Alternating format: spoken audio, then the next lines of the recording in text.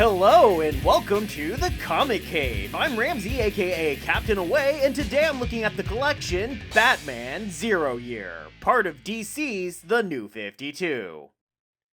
As I've no doubt said about 100 times on various videos by this point, following Flashpoint, the DC universe was essentially reset back to an earlier point that combined it with the Vertigo and Wildstorm universe to create a brand new DC universe for all their comics to occur in. This created some confusion because some history was said to still have happened and some was said to have not happened, and DC wasn't exactly willing to go through their entire 80 some odd year history to say exactly what was canon and what wasn't. One thing they did decide to do to help people out though was the Zero issue that went back 5 years to the origin of the characters, or close enough to it. For Scott Snyder and Greg Capullo's Batman, that was actually 6 years back to before Bruce became Batman, but after he had returned to Gotham from training around the world. Doing this story seemed to inspire Snyder into writing more stories about Batman's past, and so 12 issues, right smack dab in the middle of Snyder and Capullo's 52-issue run on the title, would be spent leaping that 6-year gap back into the past to take a look at what really got Bruce Wayne started on his journey toward becoming a vigilante in a bat costume.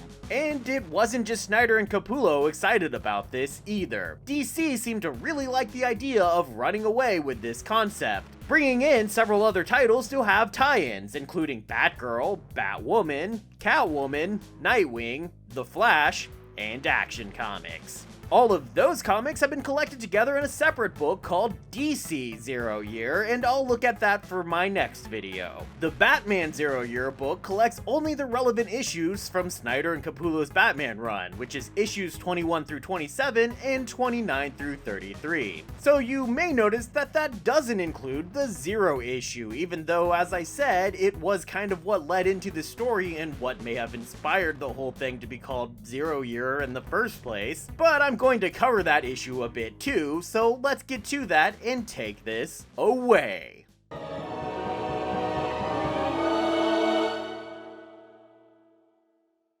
The story, and not the comic, opens on the opening of an updated new main branch of Gotham National Bank, and they're celebrating with some cake! Yay! I love cake! But apparently the Red Hood gang doesn't live by the mantra of let them eat cake and shows up to rob the place. Only it seems someone has infiltrated the group to try and prevent them from killing anyone, but the Red Hood leader, Red Hood 1, quickly spots this and points out that he's too late anyway because the cake was a lie. I mean poisoned. The cake was poisoned. Who poisons cake? You're an evil man!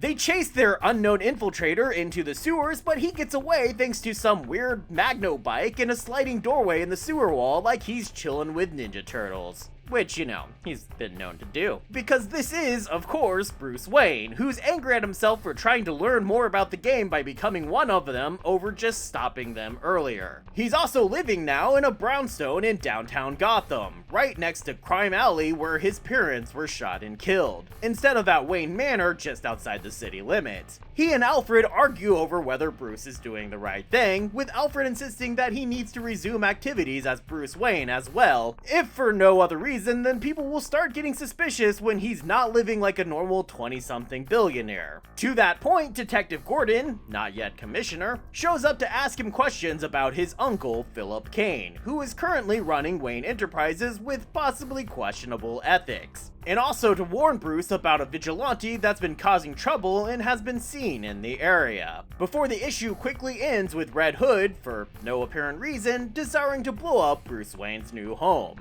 But before we can get to him doing that, we have to jump back a little further and launch into the beginning of the actual Zero Year story. And that begins with Bruce once again in some disguise and once again facing off against the Red Hood gang.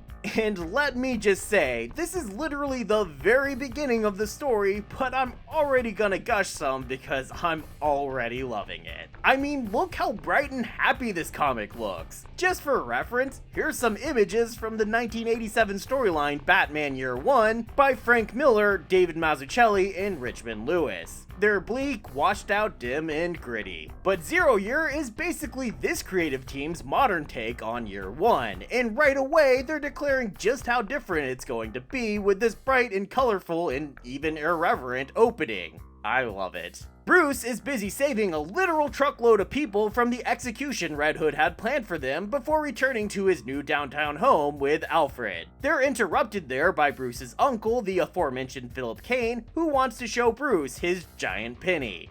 Oh, no, sorry, the giant new headquarters of Wayne Enterprises. The penny just happened to be there. Because he wants Bruce to embrace his heritage and take over the company, but Bruce doesn't even want people to know that he's alive and in Gotham, so he refuses the offer. After all, he's too busy trying to find ways to stop the Red Hood gang, like when they attack one of those extremely unlikely blimps that are always flying over Gotham, interrupting an arms deal between the Penguin and mobster Luca Falcone, only for us to discover that Bruce had once again disguised himself, and this time as the Penguin? What? Okay, come on. That's hilarious. That's maybe almost as funny as that time he disguised himself as a little old lady. Almost.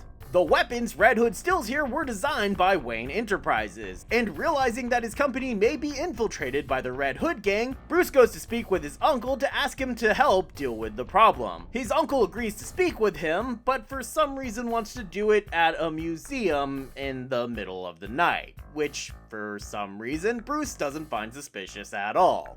Thought you were supposed to be some kind of great detective there, Brucey, but okay. And so, instead of agreeing to help with the problem, Mr. Kane reveals a surprise welcome back Bruce party to announce his return to life and to Gotham. Bruce isn't having it though, and tries to find another way out of the museum, only to run into Edward Nygma. Nygma, with his super cool question mark shaped chair, was hired by Kane to be his chief strategist at Wayne Enterprises. His suggestion for Kane was to kill Bruce Wayne, which clearly he didn't take. Here, Nygma and Bruce have a conversation in a strange panel layout shaped like an Ouroboros, though I'm pretty sure they spelled that word wrong, because it's a reference to an ancient Egyptian board game shaped in the same way. When Bruce gets back home, we pick up that moment from the Zero issue to find the Red Hood blowing up his house. He survives the explosion only to have Red Hood pull him out of the fire and give him a speech about how it was the death of Bruce's parents that inspired him to become the criminal mastermind that he now is. Then he shoots Bruce anyway and has his men beat the crap out of him. Honestly, I'm still unclear on why this even happens. Red Hood has been going about just generally causing chaos, but it still seems odd even for that, as most of his targets so far seem to have been very intentionally picked to benefit him in some way, as we will come to learn later on. Nygma did seem to know about this coming attack though, as we saw him lamenting, after Bruce solved his Sphinx riddle, that Bruce wouldn't be around for future riddles. This is even further confirmed in the future when Kane confronts Nygma about having killed Bruce. But why would Nygma specifically have gone to the Red Hood gang, and why would Red Hood listen to him?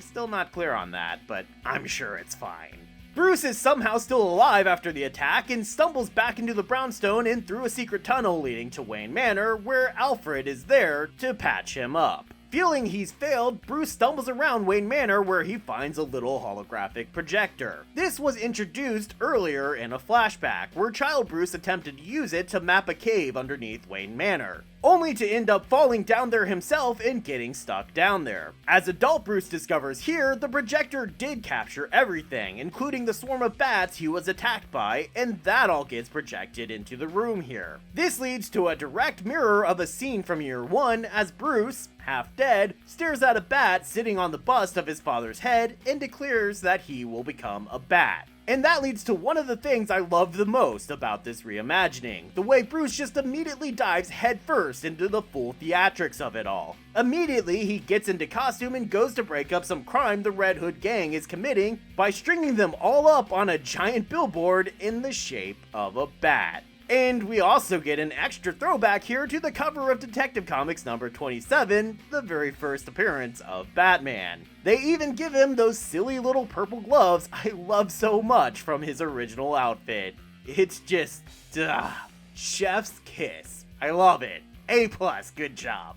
Bruce reveals to his uncle that he's still alive, and Uncle Phil, depressed by having nearly lost Bruce and by Nigma's betrayal, reveals that he is the Red Hood traitor in the company, having been forced into service and branded. But he gives Bruce the means to track the Wayne Tech weapons that have been stolen, and so, finally able to piece everything together, Bruce finally decides to listen to what everyone has been telling him and announce his return. He does this in a grand display to the media with a press conference in front of the Ace Chemical Factory, which he says is an important part of the Red Hood gang's plan, as they're making chemical weapons there that they plan to distribute around the city. The gang isn't too happy about this, and they shoot some rockets to blow up all the news vans. Bruce uses the distraction to run into the facility, only to immediately get caught by Red Hood 1 and his men. But Bruce had planned for exactly this, and the power just suddenly goes out. Not just in the factory either, but across entire city blocks, conveniently forming the shape of a giant bat. More of those theatrics I was talking about. The Hood gang do have night vision goggles, but since they're Wayne technology, Bruce is somehow able to hack them to overlay an image of Batman rescuing Bruce Wayne, cementing the idea that the two are separate people, straight from the very beginning.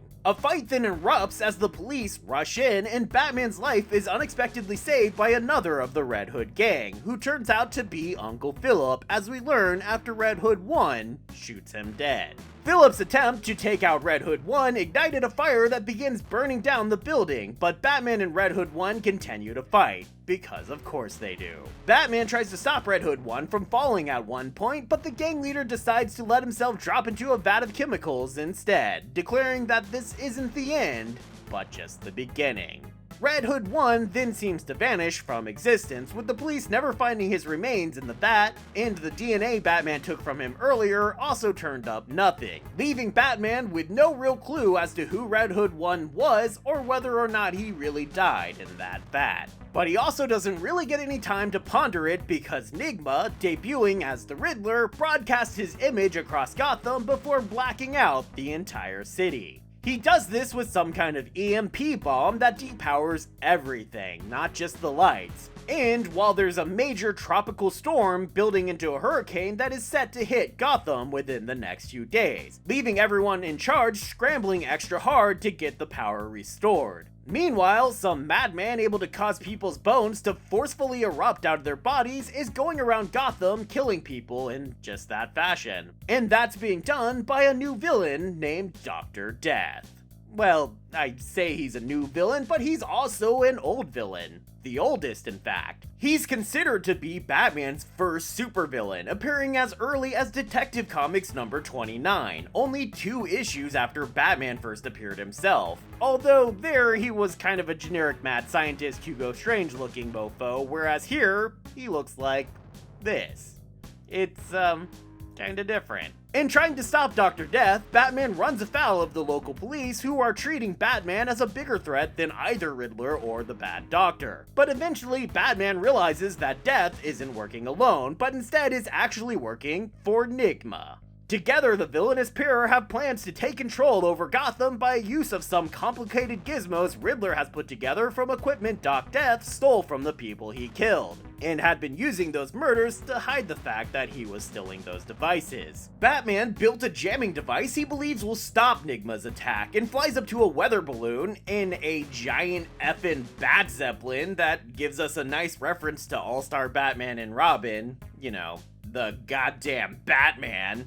Because the weather balloon houses Riddler's equipment. Only Dr. Death is already there waiting for him. Meanwhile, Batman has Gordon head to Philip Kane's old office to try and stop Riddler, but Nigma had been waiting for someone, I guess, to show up and had set up a complicated trap involving a giant rock in the office that had actually been introduced in an earlier issue. And for some reason, dropping this rock in the room just kinda lets him get away.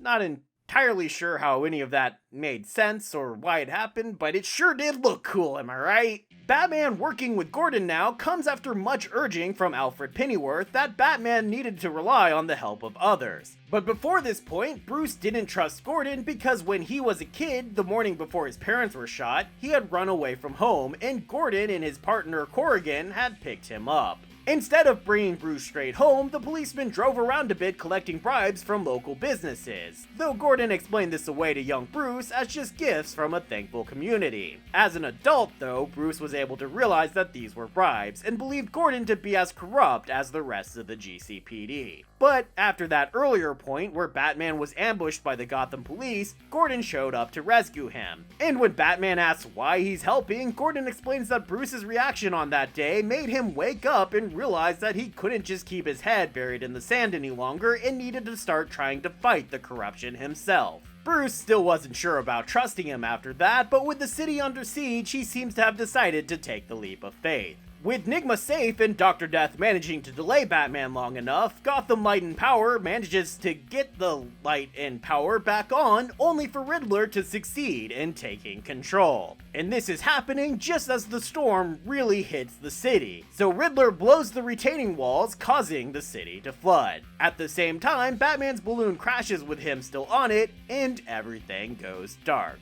When Bats wakes up again, days have passed and Riddler has declared a rebirth on Gotham City, calling it 0 Year now. He's blocked off all access to the city by filling roadways with bombs, filling the skies with balloons filled with chemicals, and patrolling the city with drones. He also has caused the city to become overgrown thanks to research he apparently stole from Dr. Isley, a reference of course to Poison Ivy. He also appears on a screen in the city square every evening to challenge someone to ask him a riddle so difficult that he can't answer it. Something apparently no one has been able to do so far, because if they could, he says he would give back control of the city. Gordon and Lucius Fox are busy attempting to form a resistance against Riddler, and an outside task force attempts to sneak into the city supposedly in order to help.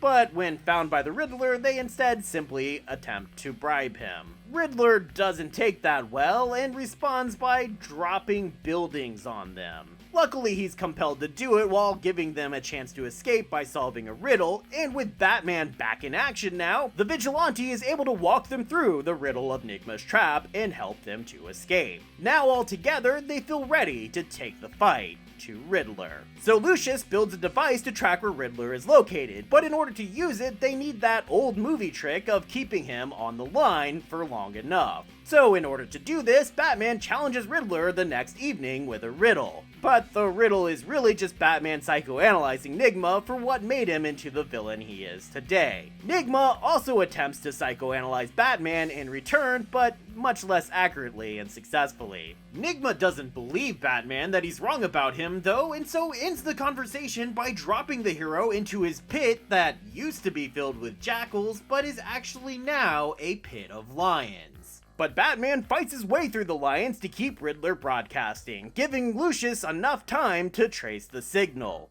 But it still turns out that Riddler wasn't so easily outfoxed. The location Lucius tracks him down to is a decoy location filled with explosives, because Nigma is somehow aware of a protocol the strike team has to call in for a smart missile strike on Ed's location. And he wants to force that call so that the explosives in the tunnel are set off and he successfully sinks the entire city. And why does he want to do that?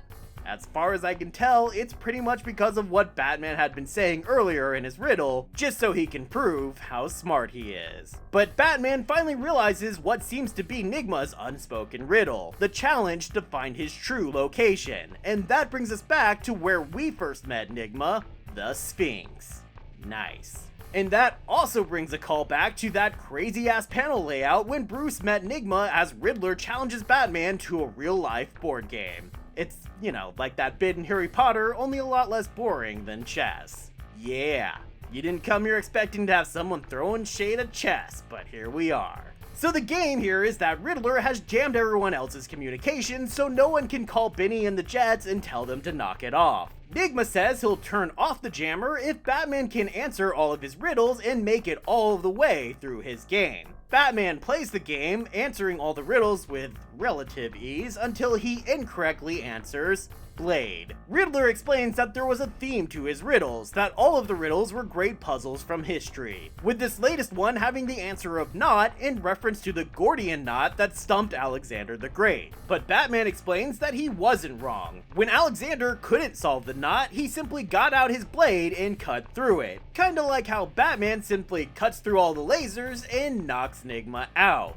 because it turns out they were using that giant penny we saw earlier as a superconductor to create their own signal jammer of Nigma's equipment. The jets, which had already been delayed thanks to Gordon's quick thinking to shine a bat signal at them, finally get the word that this is a false alarm and they return home, and at long last, the day is saved. The city celebrates its chance to return to normalcy. Gordon gets a promotion to commissioner, and Bruce finally takes his position as head of Wayne Enterprises. A woman named Julie Madison also shows up wanting to speak to Bruce. She was introduced in an earlier issue as a love interest for teen Bruce Wayne. But despite Alfred briefly entertaining a dream of a future where Bruce and Julie get together, fall in love, and live happily ever after, he realizes, as we all do, that from here on out, Bruce can never truly give up being Batman ever again. She'll be back in later stories though, so don't worry too much. That, as they say, is a story for another time though, so for now, let us get to the breakdown.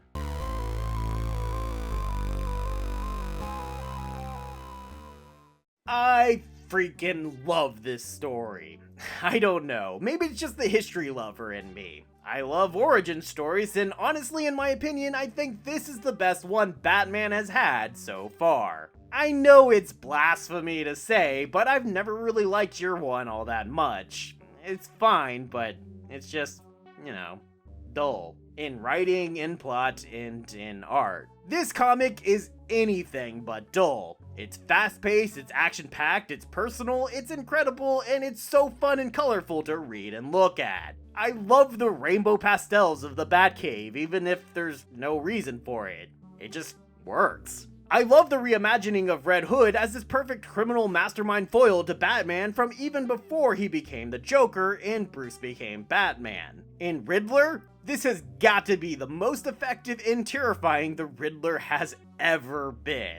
I love the smug, shit-eating grin Capullo draws on his face the entire time, as he's convinced of his intellectual superiority. And he kinda earns it, staying one step ahead of everyone until almost the last minute. I love the focus on the relationships between Bruce and Alfred and Bruce and Gordon that really helps ground this story in emotional appeal. And I especially love how this is basically Snyder's manifesto for his Batman. He even has Batman basically declare it when he goes to face the Riddler, and it will be accurate to Snyder's entire run. See, the thing is, with Year One, they were actually worried at the time that they had made Batman too human, too normal. They didn't realize that that was exactly what people would love about it because he is human. But also, he's not? Because Batman is still a superhero, and superheroes do the impossible. So we see Bruce fail and fail until he becomes Batman and then does the impossible and stops the bad guys. It's this perfect blend of the normal and the impossible that is really what makes Batman so interesting. That he's not Superman, he can't do whatever it takes to win, but as Batman, he's the guy who can afford to fail, and keep failing, until he and everyone around him have prevailed long enough to succeed. He's Batman, so nobody else has to be. The first time I read this story, I wasn't sure how I felt about that manifesto, but by now I've really come around to this argument. Sure, not everything's perfect, like the repeated use of additional flashbacks inside this flashback that are intended to tie into what's happening, and that tie-in can feel a little forced occasionally. Or the various supposedly clever lines of dialogue that are supposed to hint at a character's known to us future, that can make this feel like a badly written biopic or something. But those complaints are mostly just nitpicky, and so overall, as you can probably guess, I'm giving this series a recommendation level of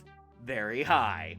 I kinda wish DC had started the New 52 at this point and built everything up from here, but even though they didn't do that, this is still a fantastic reimagining of Batman's origins I think everyone should check out. The collected edition gets 1.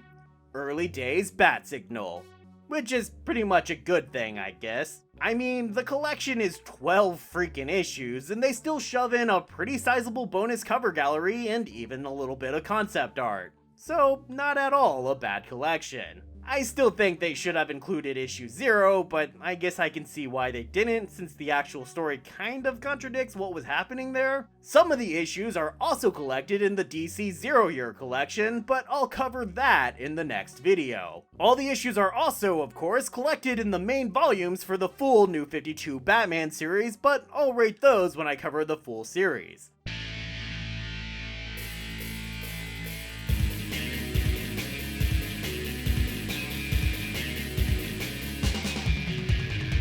Thanks everybody for watching! Since the Riddler is a big part of the current Batman movie, I thought that gave me the perfect excuse to cover this story where the Riddler is so important. Anyway, feel free to let me know what you thought of the movie or this comic or this video in the comments below. And if you enjoyed it, be sure to hit the like and the subscribe so you can be sure to stick around for next time, and I hope to see you then, right here, in the Comic Cave.